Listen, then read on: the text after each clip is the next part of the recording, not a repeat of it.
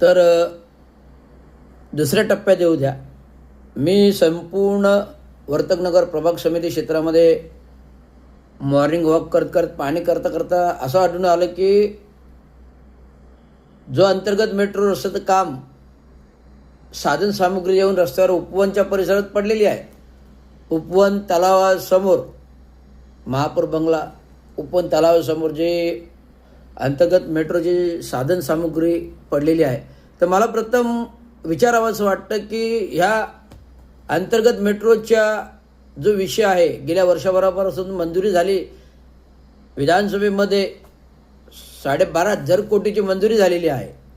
आणि या 12,500 कोटीची मंजुरी झाल्यानंतर अधिसूचना कधी निघाली, निविदा कधी आल्या, टेंडर कधी झाले, याची कोणालाच काही कल्पना नाही आहे. मी तर वर्तमानपत्रामध्ये रोज बघतो, पण कुठल्याही पत्रात मला अधिसूचना दिसली नाही.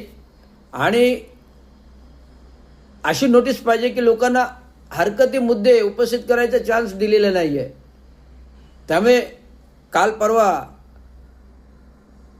शिक्षक मतदारसंघाचे विधानसभा परिषदेचे आमदार, शिक्षक मतदारसंघ विधान परिषदेचे आमदार निरंजन डावकरेंनी हा धुरंधर गंभीर विषय विधान परिषदेमध्ये पटलावर मांडला की जर मला मुंबईकडून आता ठाण्याकडे 3 नाक्यावरून जर मी घोडबंदरपर्यंत 15 मिनिटात पोहोचतोय, तर अंतर्गत मेट्रो ठाणा स्टेशन रिक्षाने किंवा कुठल्या घोडगाडीने कुठल्या बसने जर मी 15 मिनिटात पोहोचतोय, तर या अंतर्गत मेट्रो जर झाली तर मला संपूर्ण आतून फिरावं लागेल.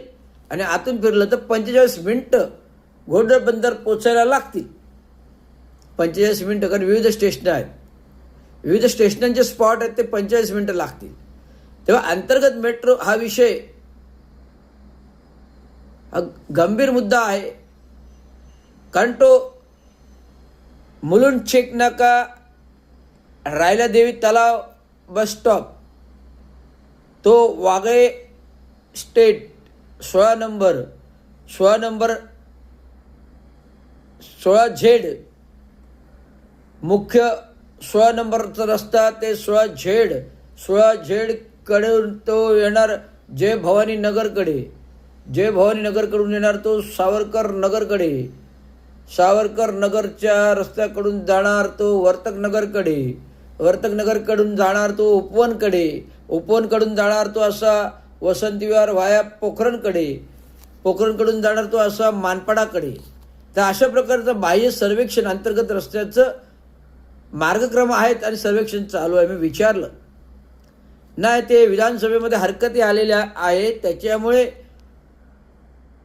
ते अंतर्गत मेट्रोचं काम एक बसतं की नाही हे तपासणी करण्यासाठी सर्वेक्षण करायला लावलेलं आहे. सर्वेक्षण रस्त्याची रुंदी, उंची, खोली, सर्वच ऑब्स्ट्रॅकल्स हे सगळं सर्वे करायला लावलेलं. त्यामुळे आम्ही इथे ट्रायपॉड बघितला, मी त्यांना विचारलं प्रश्न, तर अंतर्गत मेट्रोचा रस्ता इथे बसतो की नाही त्याचा सर्वे चालू आहे. तुम्ही ते काहीच करू नका म्हटलं, इथे सर्वे काय काही करायचंच नाही, आमची हरकत आहे. अंतर्गत मेट्रोला आमची हरकत आहे. अंतर्गत मेट्रोला आमची ठाणेकर जनतेची 35 लाख जनतेची हरकत आहे. कारण ठाण्यामध्ये एवढं इन्फ्रास्ट्रक्चर वाढले की इन्फ्रास्ट्रक्चरचा पूर आलेला आहे. जसं आता पावसाचा आपत्तीने पूर आला, तसं ठाणे शहरामध्ये विविध इन्फ्रास्ट्रक्चरमुळे एक पूर आल्यासारखं शहर झालं आहे. आणि शहर जे पूर्वीचं शहर होतं, ठाणे शहराचं शहरीकरण निघून गेलं, आता शहर विद्रूप झालं आहे. विद्रूप म्हणजे इन्फ्रास्ट्रक्चरमुळे विद्रुपीकरण आलेलं आहे. त्यामुळे तुम्हाला मुख्य मेट्रो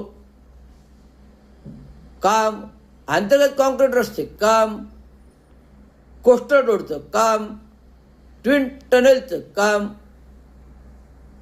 समृद्धी मार्गाचं, एक्सप्रेस हायवेचं, उन्नत मार्गाचं काम, अशा प्रकारचे धुरंधर ब्रिजेस फ्लायओव्हरचे काम, अशा प्रकारे धुरंधर ठाणे शहरात काम चालू आहेत. आणि आता अंतर्गत मेट्रोचं काम येतं. म्हणजे इन्फ्रास्ट्रक्चरचा पूर आलेला आहे. इन्फ्रास्ट्रक्चरचा पूर हा ठाणे शहरात, ठाणे महानगरपालिका क्षेत्रात आलेला आहे. त्यामुळे प्रशासनाने विचार करावा की हा प्रस्ताव अंमलबजावणी करावी का नाही करावी. तर माझं मत आहे याची अंमलबजावणी करू नये. अंतर्गत मेट्रोचं जी आमच्या हरकती आहेत त्या हरकती निरंजन डावकरेंनी विधानसभेतही मांडलेल्या आहेत. त्यामुळे कुठल्याही प्रकारचं सर्वेक्षण करून हे काम तुम्ही कसं खोटं नाटक सांगून करायचं परवानगी घ्याल त्याला आमची हरकत आहे. आम्ही जनआंदोलन उभारतोय म्हणून तर आज नशिबाने मी तिकडे गेलो, फिरकलो. का? कारण आपसुकच मला माहिती व्हावी, जनआंदोलन उभारायला माहिती व्हावी, म्हणून या सगळ्या गोष्टी आहेत. तर धन्यवाद. जय भीम.